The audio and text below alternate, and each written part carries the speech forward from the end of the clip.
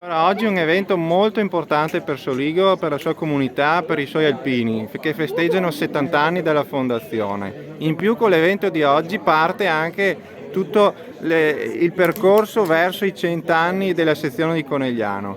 Oggi siamo col capogruppo degli alpini di Soligo che è felicissimo e non vede l'ora di dirci qualcosa riguardo appunto a questa festa. Che cosa vuole ricordare di oggi, di questo 70esimo, innanzitutto? Vorrei ricordare tutte le persone che hanno lavorato e negli anni sono passati per la sede, dagli ex capigruppo a tutti i consiglieri, a tutte quelle persone che hanno lavorato in silenzio e si hanno date da fare per il gruppo di Soligo. Ho ricordato prima nel discorso il mio 35esimo anniversario del gruppo di Soligo. Io ero un boccia appena congedato e ho trovato nel gruppo Alpini di Soligo la voglia, la forza e la pazienza dei nostri veci nell'accoglierci. Ci hanno accolto così, con semplicità e tranquillità, però con tanta serenità e tanto amore. Questo fa sì che a noi più giovani, che ormai non siamo più bocce ma siamo verso i vecchi, possiamo trasmetterla alle future generazioni. Logicamente non abbiamo più alpini, però insieme con la protezione civile magari possiamo fare un lavoro di recupero, un lavoro di insegnamento nei nostri valori alpini e nei nostri principi.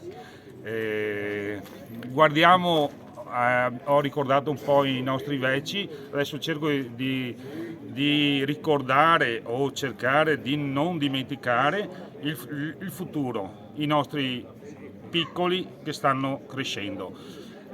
Questo è stato il nostro punto di partenza e abbiamo, come potete vedere, abbiamo intitolato questo percorso fatto insieme con i bambini delle scuole elementari, con i loro disegni e le nostre foto storiche degli alpini negli 70 anni. Il titolo è L'alpino visto con gli occhi di un bambino.